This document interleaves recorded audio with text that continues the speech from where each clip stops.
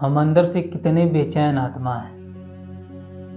हम हर पल अपने आप को ही हमेशा बुद्धू बनाते रहते हैं। कभी किसी घटिया काम में लग जाते हैं, कभी मोबाइल में कुछ मनोरंजन देखने लगते हैं, कभी कुछ इधर उधर की चीज़ें करने लगते हैं। हम हर पल हमेशा अपने आप को बेवकूफ़ बनाते रहते हैं।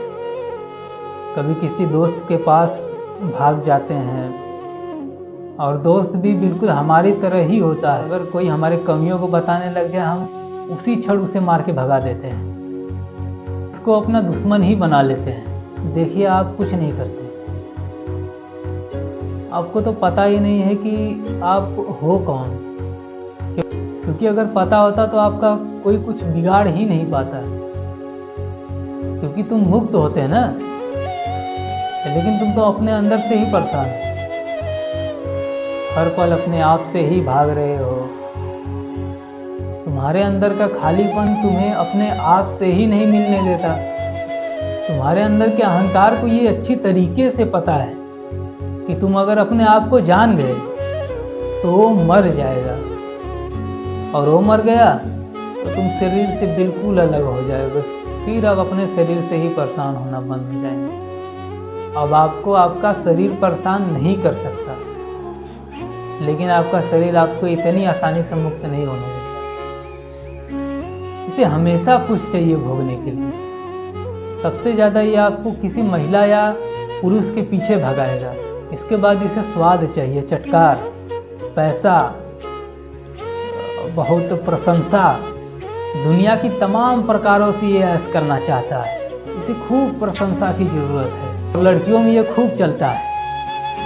कोई व्यक्ति उन्हें कह दे बड़ी खूबसूरत लग रही हो, तो एकदम वो बिल्कुल फूल के एकदम गुम्बाड़ा हो जाएंगी। अरे पगली, उसने कह दिया तुम बड़ी खूबसूरत हो, तुम्हें खुशी की क्या बात है?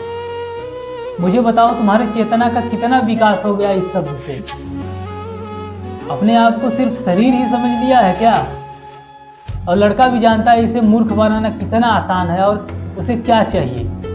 और इस तरह दोनों अपने गम को भुलाते हैं और फिर तड़पते हैं और एक दूसरे का कपार फोड़ते हैं, क्योंकि जिसकी तलाश थी वो तो मिली नहीं।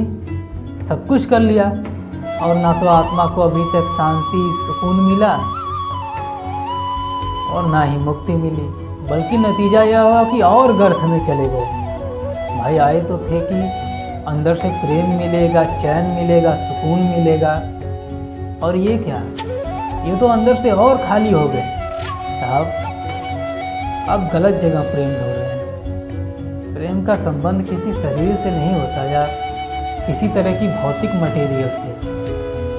और अब ये तर्क अपने आप को मत देने लग जाना कि अच्छा, विपरीत लिंगी से हमें सिर्फ प्रेम करना है, क्योंकि आपको माया में फंसाने की आपकी मन की चाल है।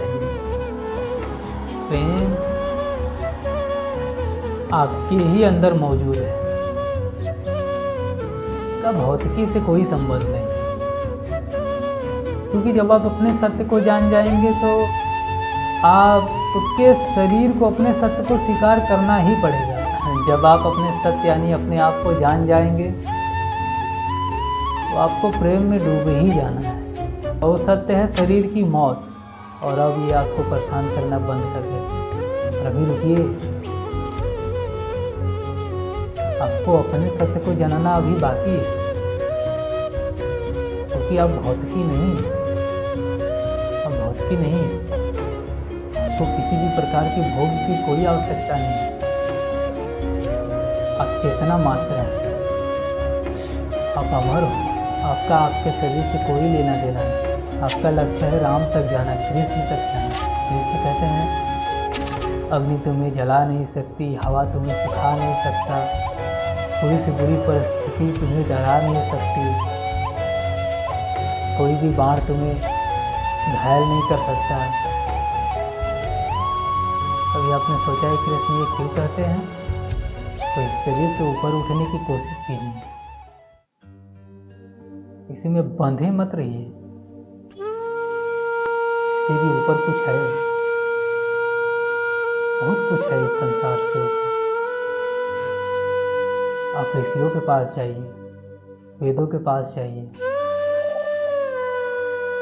कृष्ण के पास जाइए, राम की समझने की कोशिश कीजिए।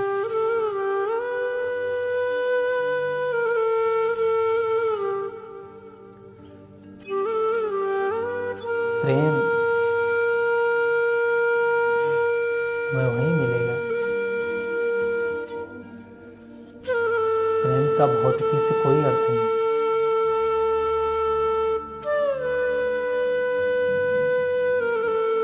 अपने शरीर का गुलाम बनना बंद कीजिए।